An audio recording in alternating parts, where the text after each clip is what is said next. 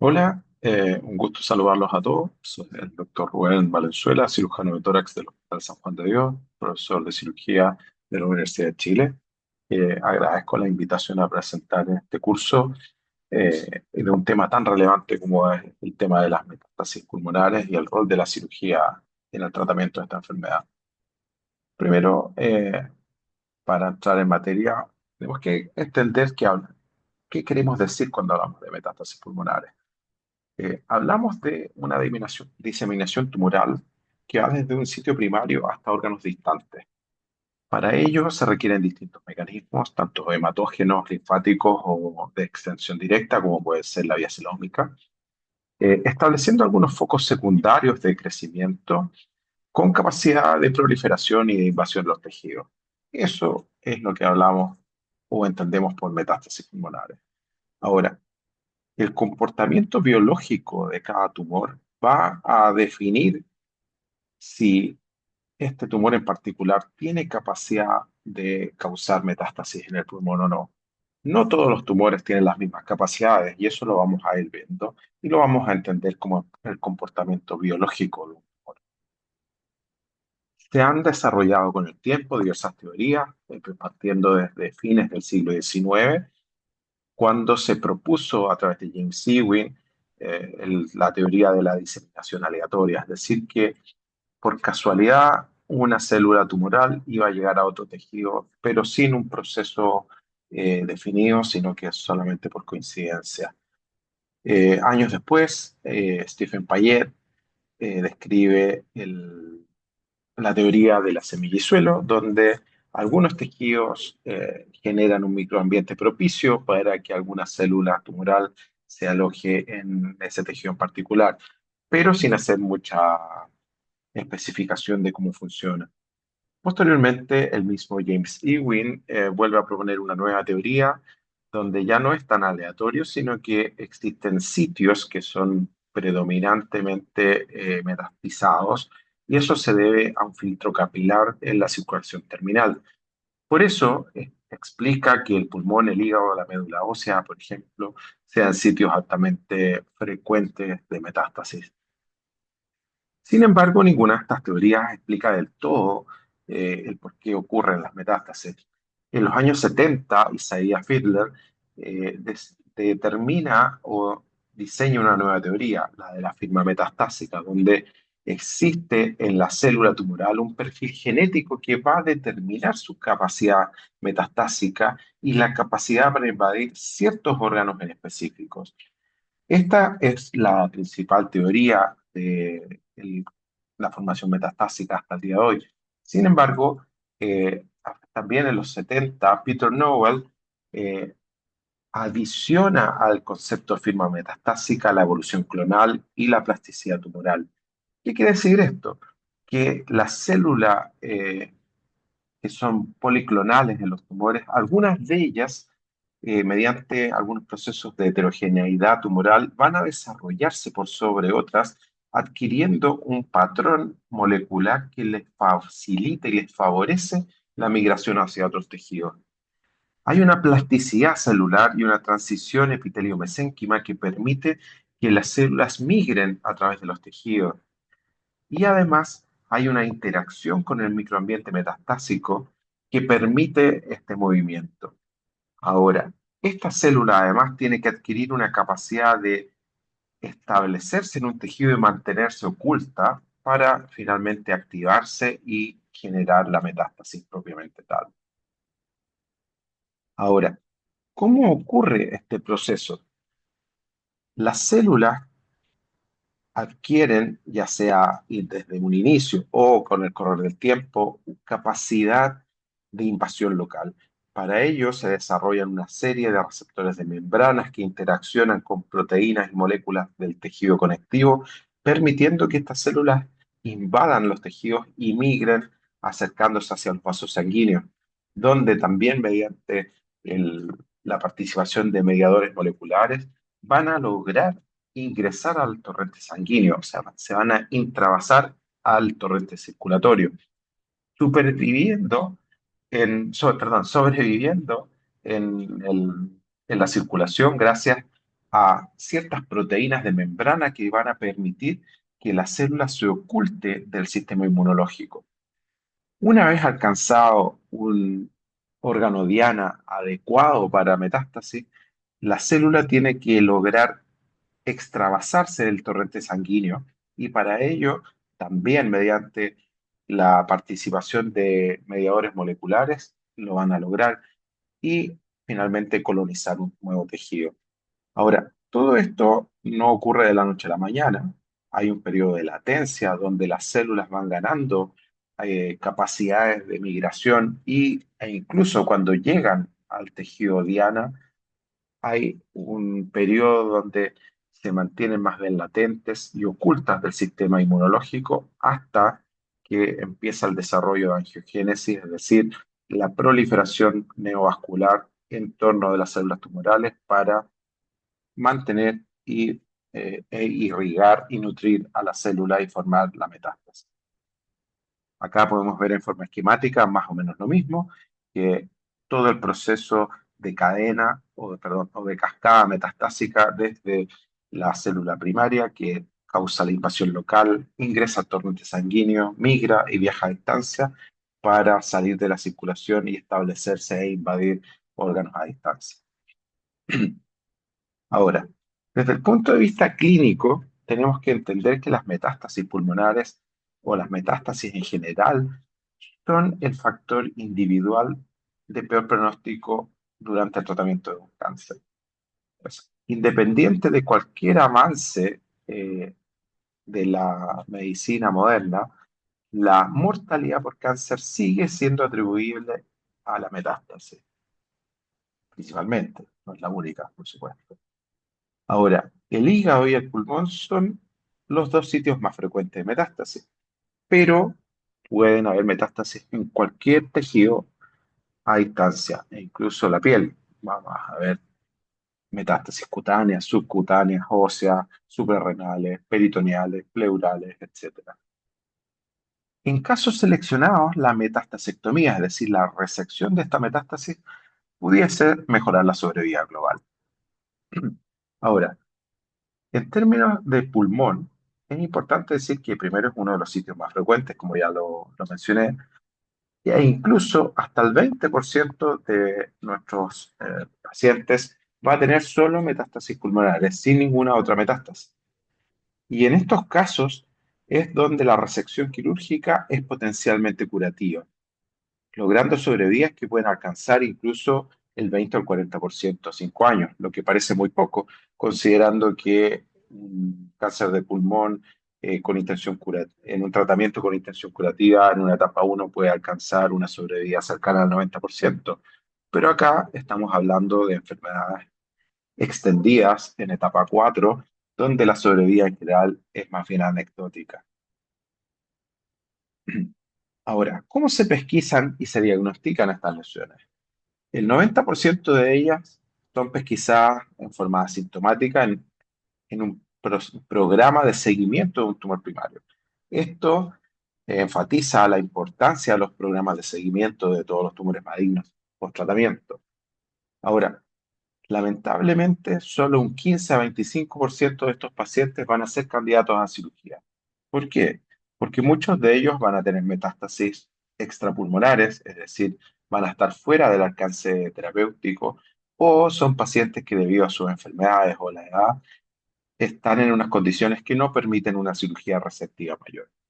Ahora, es importante considerar que, si bien son pocos pacientes, históricamente el tratamiento de todos ellos había sido paliativo. Entonces, tener una alternativa con intención curativa es un tremendo avance.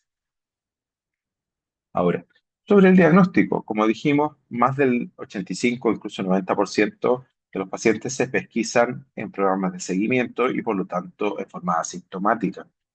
Afortunadamente también, la mayoría de estas lesiones se van a ubicar en la periferia del parénquima pulmonar, lo que va a facilitar el proceso quirúrgico. Incluso hasta el 75% de los pacientes puede tener nódulos múltiples o incluso bilaterales. Y eso hace un poco más difícil el tratamiento. Si uno considera la radiografía, como la que podemos ver aquí en la imagen, como parte del estudio diagnóstico, solo vamos a pesquisar nódulos sobre los 8 milímetros y por lo tanto vamos a llegar un poco tarde a nuestro diagnóstico, por lo que la radiografía no está incorporada dentro de nuestro esquema de diagnóstico. Siendo la técnica de elección la tomografía computada o el escáner. ¿Por qué? Porque es un examen mucho más completo que nos permite evaluar tanto la aparición de metástasis como la presencia de residuos locorregionales del tumor primario. Permite pesquisar nódulos muy pequeños, de incluso 3 milímetros o incluso más pequeños dependiendo de la calidad del escáner. La especificidad y sensibilidad son bastante razonables, sobre todo cuando van ganando tamaño estas lesiones. Vamos a ver más adelante, cuando hablemos ya de la parte quirúrgica, que la palpación pulmonar pudiese mejorar incluso el diagnóstico del escáner, y hasta en un 25%. Sin embargo, eso es discutible y lo vamos a tocar de nuevo cuando hablemos de cirugía.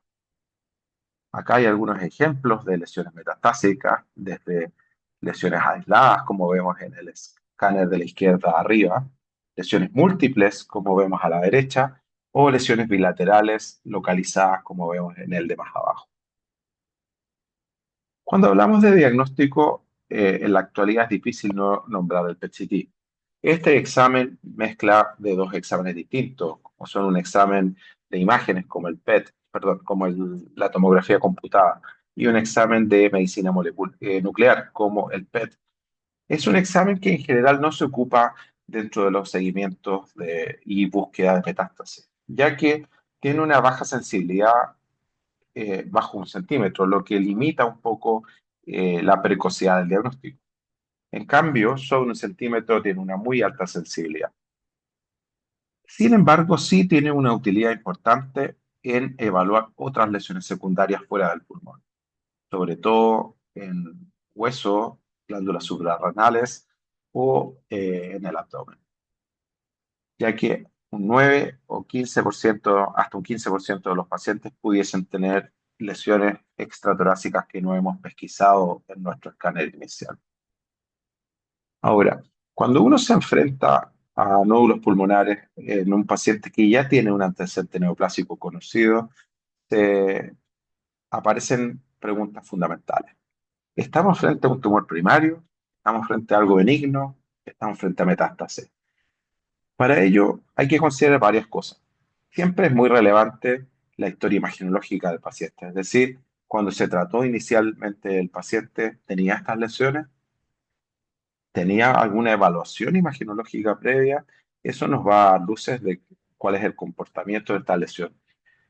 Ahora, cuando hay algunos tumores en particular, como sarcoma o melanoma, el riesgo es muy alto, hasta 10 veces mayor de riesgo de que sea un tumor secundario por sobre un tumor primario.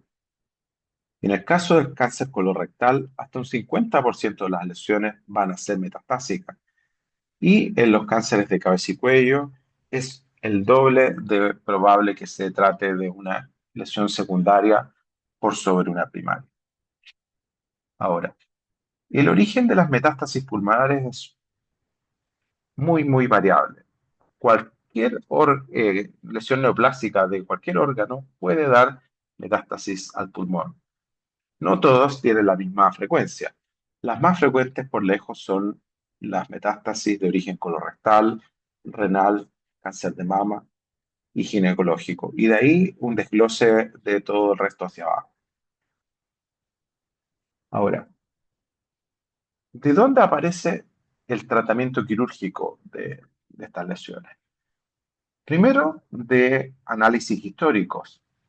La primera metastasectomía reportada data de 1882 y fue una metastasectomía no prevista, es decir, pensando que se trataba de un tumor pulmonar, se realizó una resección que finalmente demostró ser una metástasis. Recién en la década de los 20, en el siglo pasado, se realiza la primera metastasectomía con intención, y esto se atribuye a Tudor Edwards en 1927.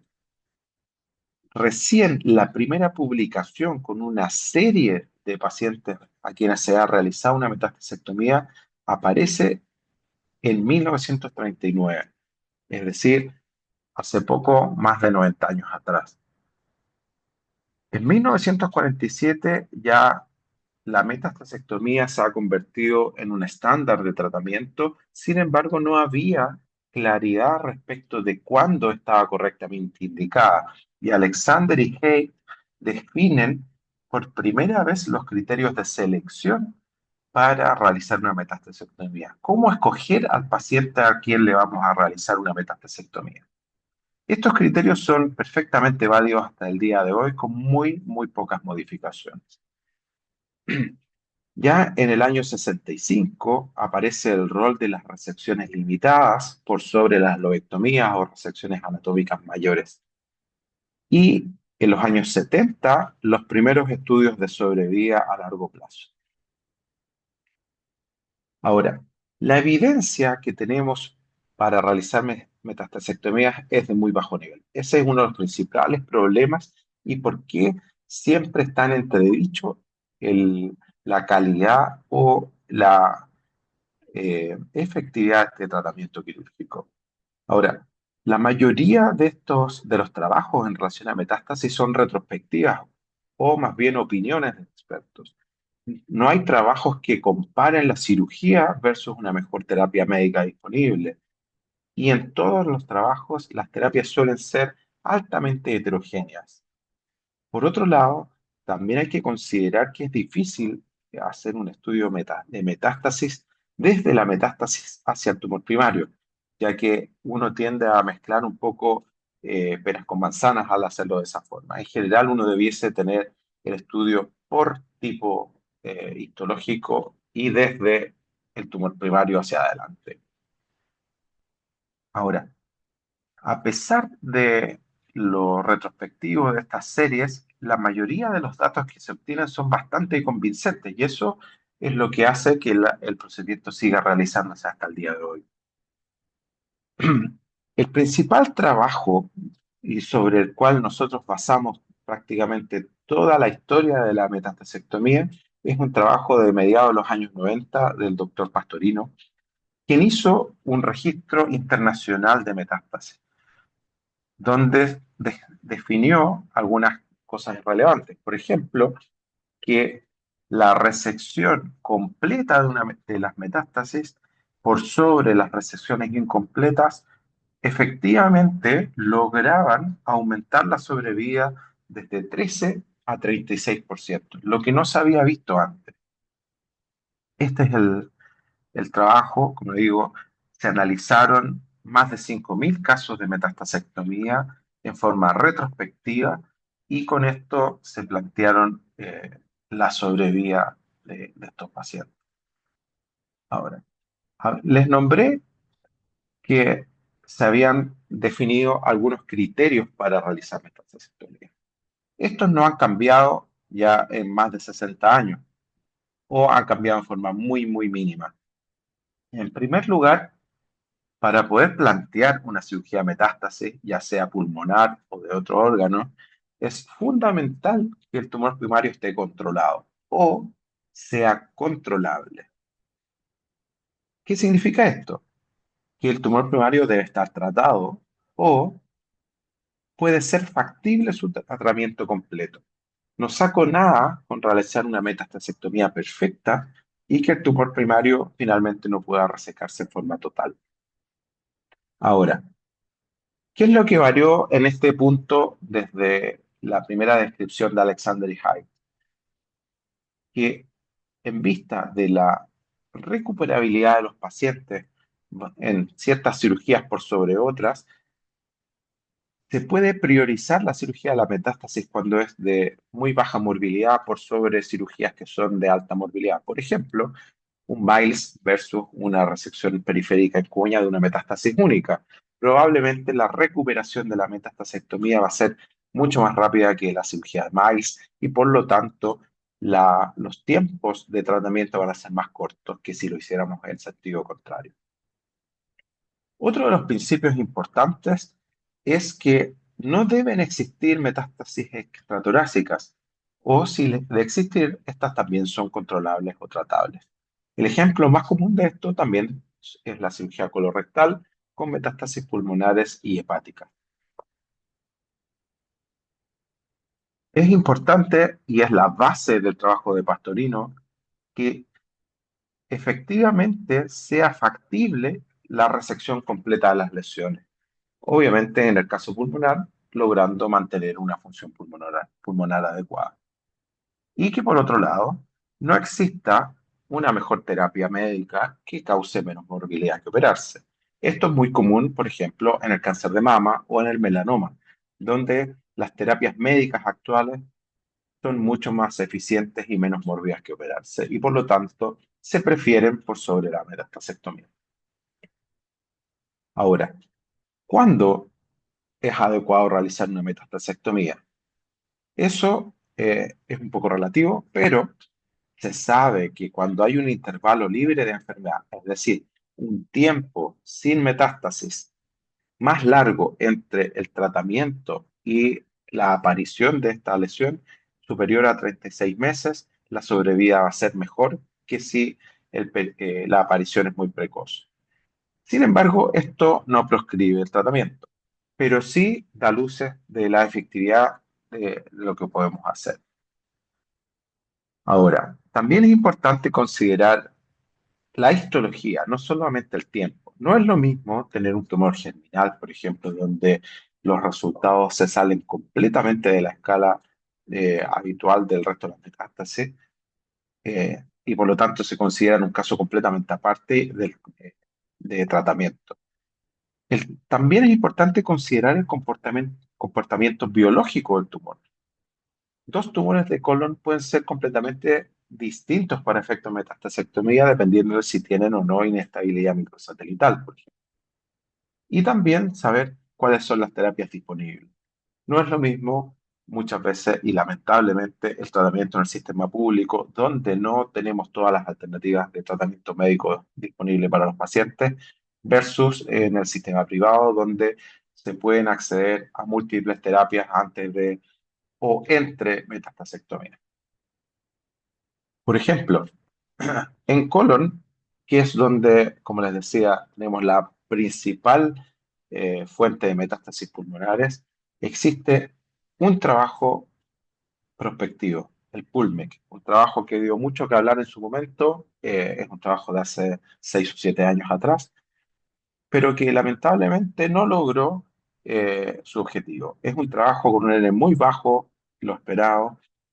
La sobrevida sin terapia fue muy superior a lo habitual y muchos cambios de decisión entre tratamientos hicieron que la conclusión final de este trabajo fuera que operarse y no operarse era básicamente igual. Pero esto, como le digo, es un trabajo que finalmente eh, metodológicamente es de una calidad muy deficiente. En colon existen múltiples series de casos que tienen sobrevida incluso a 40, o sea, de 40% a 5 años. Ha llegado a tanto la sobrevida en colon que ya se habla de la remetastasectomía, es decir, una segunda, tercera o cuarta metastasectomía en el tiempo y aplicando segundas y terceras líneas de tratamiento médico entre estas metastasectomías. Aquí podemos ver una serie de estudios sobre metástasis pulmonares por cáncer del colorectal desde los años 2000 en adelante, donde tenemos una sobrevida muy, muy alta. En riñón, los reportes son igual de favorables que en colon. Incluso se habla de que es factible la desaparición espontánea de algunas lesiones, pero no es lo habitual. Ahora, en los últimos años ha habido un cambio en el paradigma del tratamiento de las metástasis renales con el uso de los inhibidores de tirosina quinasa. Sin embargo, cuando es factible la resección R0, es recomendable incluso antes de someter a los pacientes a este tipo de tratamiento. Aquí también podemos ver una serie de estudios, ya incluso desde el año 90, de los años 90, donde podemos ver sobrevidas que incluso pueden llegar al 60% a 5 años.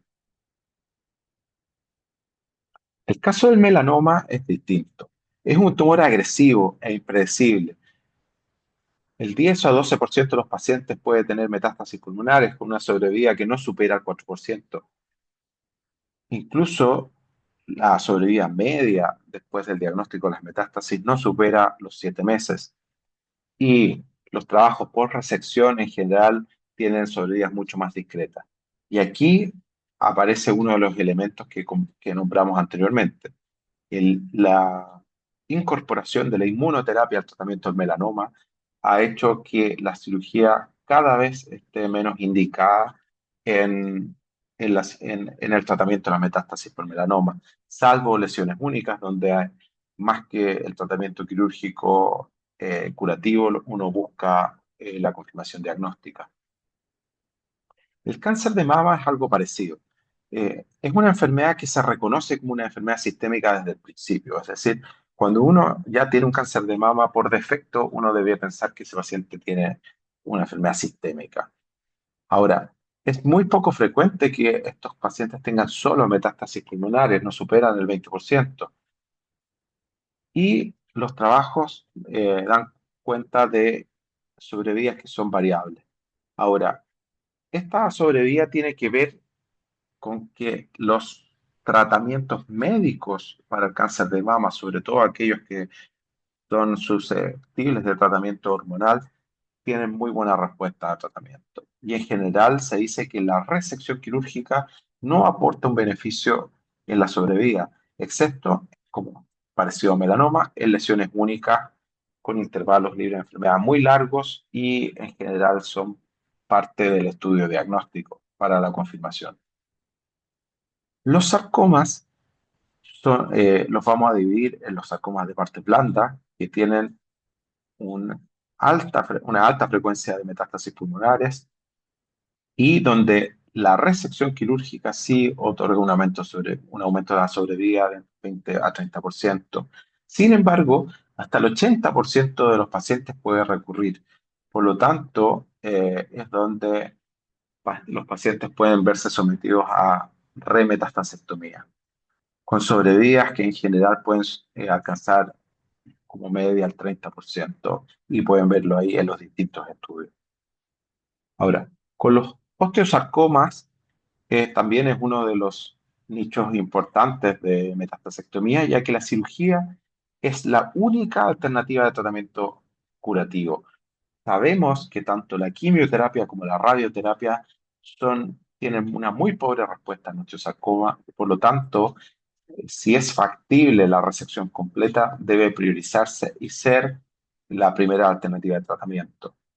Ahora, esto siempre tiene que estar enmarcado dentro de un plan de tratamiento multidisciplinario, ya que la quimioterapia adyuvante, es decir, después de resecar las lesiones, puede mejorar y complementar el tratamiento quirúrgico. Como les decía, los tumores germinales tienen una curva de sobrevida muy distinta a la media de los otros tipos de tumores. Por lo tanto, son un caso aparte. Y en general se sabe que el tratamiento inicial de la lesión primaria basada en platino cambió notablemente la indicación quirúrgica. Ya no vamos a una cirugía primaria de las metástasis pulmonares, sino que vamos, después del tratamiento con quimioterapia, a realizar una metastasectomía en aquellos pacientes en que no hay una respuesta completa o a hacer una resección de masas residuales, incluso con marcadores negativos. Estas indicaciones tienen que ver con la evaluación de la viabilidad del tumor residual, con la resección de teratomas maduros, que en términos un poco coloquiales podríamos decir que son la cicatriz de la lesión post-quimioterapia, o en aquellos pacientes en que hay ausencia de la respuesta quimio o recidiva. Es decir, es probablemente el tipo tumoral eh, que mayor beneficio se observa con la metastasectomía. Los tumores ginecológicos, que van a ser nuestro último ejemplo, también tienen muy buenas tasas de sobrevida a 5 años. Los escamosos de cuello uterino, los adenocarcinomas, tanto de endometrio como de ovario, y los tumores propiamente tal del endometrio, tienen muy buenas tasas de sobrevida a 5 años y por lo tanto uno debiese ofrecerlas cuando tenemos lesiones que cumplen con nuestros principios generales de tratamiento. Ahora, cuando nosotros tenemos, ya vimos cuándo hacer una resección. Hay tumores que son mucho más eficientes que otros, en los que es mucho más eficiente que en otros. Sabemos también lo del tiempo libre de enfermedad, pero hay algunos otros elementos como la estratificación del riesgo. Vamos a considerar factores de riesgo, como ya dijimos, el intervalo libre de enfermedad y el número de metástasis. Sabemos que aquellos pacientes que se van a beneficiar más de la metastasectomía son aquellos que, siendo resecables, no tienen ninguno de estos factores de riesgo, es decir, tienen intervalos libres de enfermedad largos y metástasis única. También hay beneficio en aquellos grupos de pacientes que, siendo resecables, tienen uno de estos dos factores de riesgo. Sin embargo, ya hay una caída de la sobrevida a 5 años. Y por otro lado, sabemos que no hay ningún beneficio en aquellos pacientes que, siendo resecables, tienen en contra los dos factores de riesgo, es decir, metástasis múltiples y un intervalo libre de enfermedad corto. ¿Y por qué? Porque sabemos que son tumores altamente agresivos que están rápidamente progresando en el tiempo. Ni hablar del grupo de que quirúrgicamente se considera irresecable. En estos grupos no hay ningún beneficio. Muchas veces escuchamos que el número de metástasis es relevante en la toma de decisiones. Para ello vamos a hablar de un concepto muy ambiguo que es el concepto de oligometástasis, que habla más bien de una factibilidad técnica más que de un fundamento fisiológico.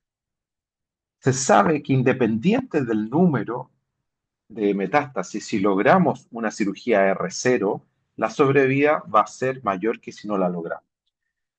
Y la mayor parte de los estudios que analizan por número de metástasis se caen en considerar finalmente si la resección fue completa o no. Evidentemente, si el número de metástasis es mayor, la posibilidad de lograr una cirugía R0 disminuye.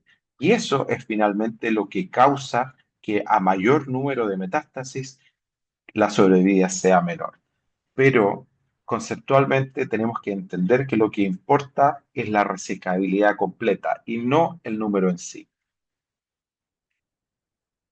Aquí podemos ver que cirugías R0 logran una sobrevida de 36% versus un 13% de aquellas que no lo logran, independiente del número de metástasis. Otro concepto importante a la hora de hablar de metastasectomía es qué hacer con los ganglios, en este caso con los ganglios mediastínicos. Históricamente, a diferencia del cáncer pulmonar, la linfadenectomía no ha sido considerada dentro del tratamiento metastásico. Sin embargo, sabemos que hasta un 15 o 30% de los pacientes con metástasis pulmonares puede tener compromiso linfonodal mediastínico. Incluso con escáner negativo, hasta en un 56% vamos a tener un falso negativo en el escáner. También sabemos que el tamaño ganglionar no tiene una relación con que este ganglio esté afectado o no. Ya conocemos de hace mucho tiempo el concepto de micrometástasis, donde los ganglios en general son pequeños. El riesgo de compromiso linfonodal se incrementa en forma no lineal con el aumento del número de metástasis. Es decir, a mayor carga tumoral va a haber mayor compromiso linfonodal, pero no en forma lineal. Y puede haber compromiso ganglionar incluso ante metástasis única. En el trabajo de Pastorino se analizó por primera vez la importancia de la linfanectomía. Sin embargo, se tomó poca consideración en ella, ya que se hablaba que no más del 5% de los pacientes tenía compromiso linfonodal. Sin embargo, cuando se hizo el análisis del total de pacientes, se vio que solamente el 5% de los pacientes había sido analizado o se habían enviado muestras ganglionares para análisis. Cuando analizamos grupos donde se hizo linfadenectomía en mayor proporción, podemos ver que el compromiso linfonodal aumenta. Eso quiere decir que históricamente hemos subestimado el compromiso linfonodal y esto puede tener relación con las recidivas y la falta de respuesta a tratamiento. Ahora, este compromiso linfonodal se da principalmente en los tumores epiteliales. Cuando uno analiza los tumores sarcomatosos, en general el compromiso linfonodal disminuye, tal como lo hace en el tumor primario. Tenemos que recordar que son tumores que con mucho menor frecuencia tienen compromiso linfonodal. Ahora, la sobrevida a 5 años es sustancialmente distinta entre los grupos que tienen y los que no tienen compromiso linfonodal. Ahora, probablemente eso puede ser debido a que al no diagnosticar el compromiso linfonodal y considerar que la cirugía fue R0, no estamos dando las ayudancias que corresponden y por lo tanto estamos subtratando a los pacientes que tienen compromiso linfonodal. Esto confirma la importancia de realizar linfanectomía en todos los pacientes que tienen metástasis pulmonares por tumores epiteliales.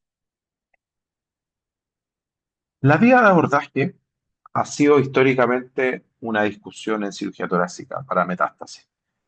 McCormack define, y esto es lo que les nombré al principio, que hasta un 20 o 25% de las metástasis no son pesquisadas por el escáner y por lo tanto requieren una palpación bimanual y por lo tanto sugiere un abordaje abierto, es decir, por toracotomía o por esternotomía cuando son lesiones bilaterales.